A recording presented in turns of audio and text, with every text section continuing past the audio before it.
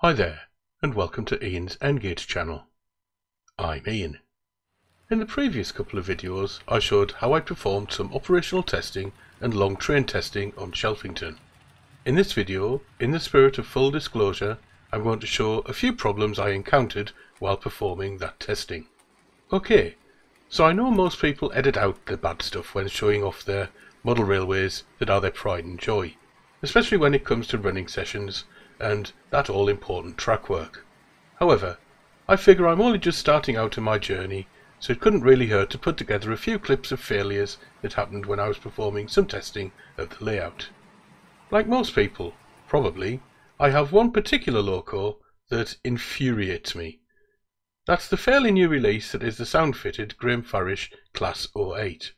I really want to love this loco as it looks fantastic, especially with the factory weathering, and it sounds fantastic too, when it's working. Hands down though, it's the most temperamental loco I've ever encountered, and that includes going back to my 00 days over 35 years ago. The thing is, it will sit there, happily idling away, minding its own business, but more times than not, as soon as you operate the throttle to move it, it simply cuts out. It can't be because of its short wheelbase, as it will do this even if it sat directly above a pair of dropper wires.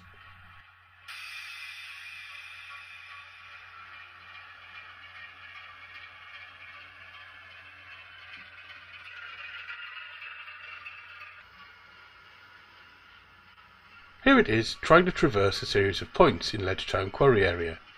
I know people are going to say it's because of the points being insulfrog or that there's small set track points in this area. But it really doesn't matter whether it's traversing points or normal track, it can cut out anywhere and at any time.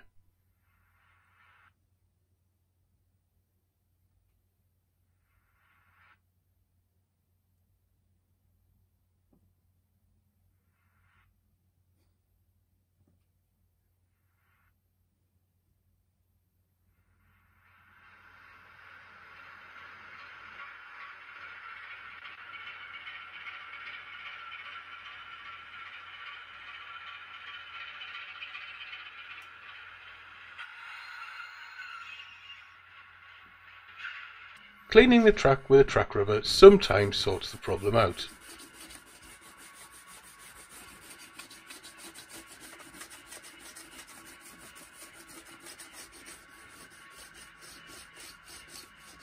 Here you can see the results of the cleaning.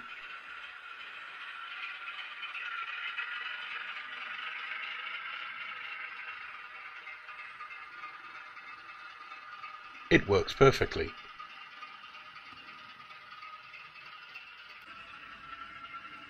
It will then run happily for ages, and you'll wonder what all the fuss was about.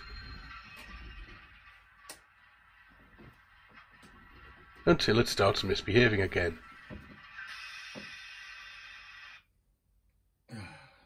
Nearly. The problem can't be purely dirty track, as it's the only loco in my small fleet to have this problem. One loco I've been super impressed with, however, is the even smaller wheelbase Graham Farish Class 03. I purchased this loco to act as a shunter in the Ledgetown Quarry Yard area, or in the Shelfington Goods Yard area, and as you can see here, it has absolutely no problem traversing the same section of the quarry yard that the Class 8 does. However, I never expected it to be able to go on either of the loops because there is a junction with a long crossing and a long point to navigate, which are both insulfrog, as indeed is all of my track. Because I'd gone down the route of insulfrog track work, I was expecting the Class 03 to simply stall on the large plastic insulated zones of the long crossings, and medium and long points. I thought my expectations had been realised when I initially tried navigating the little loco over the junction, and it simply stopped.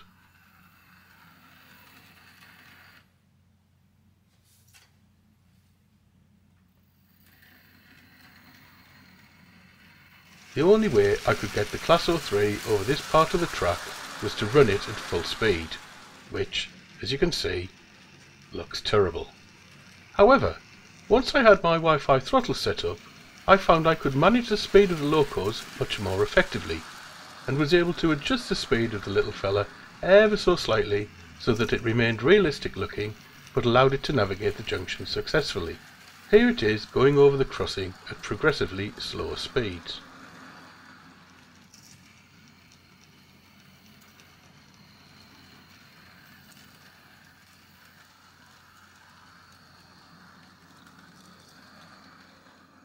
Anyone who has watched this channel for a while will know that I adore my Class 33.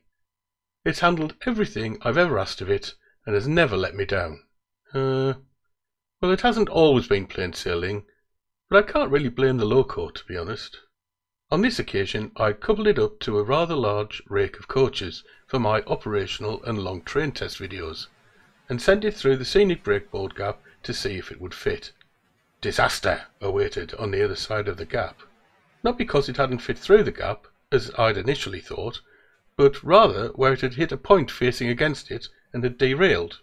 So that one was definitely operator error. Not too long after that, I was testing whether the train could circumnavigate the inner loop, and was checking to see if I could run it through Mantlethorpe station area.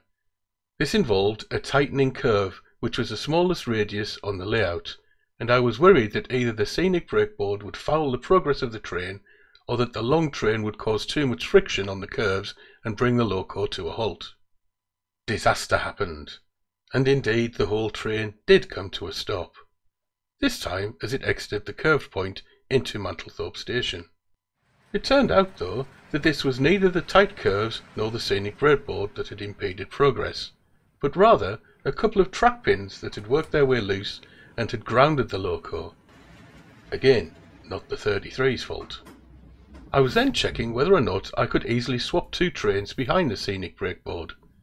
For this to work, two sets of points need to be changed at either end to allow the trains to pass successfully. Unfortunately, as the Class 33 travelled through the scenic breakboard gap, it came up against a set of points that I'd incorrectly set, again, and had derailed the whole train. The 33 had then become uncoupled from its train. Rather remarkably, though, it continued on, threatening to short out as it passed over more point work, but as it passed over the long crossover, it re-railed itself, and continued. So, clever Class 33. So, there you go. Just a little insight into the problems one can run into while trying to play trains while also attempting to film them. Right, if anyone has any thoughts on improving the performance of the Class 08, or has had similar issues with locos cutting out for no apparent reason, then please let me know in the comment section. Otherwise, if you've got any hints, tips, useful tools or techniques to pass on to a beginner in N-Gauge modelling, or if you simply want to say hello, then please add them to the comment section. Anything and everything you've got to say will be greatly appreciated. In the meantime, thanks very much for watching. Hopefully I'll have another update soon. Bye.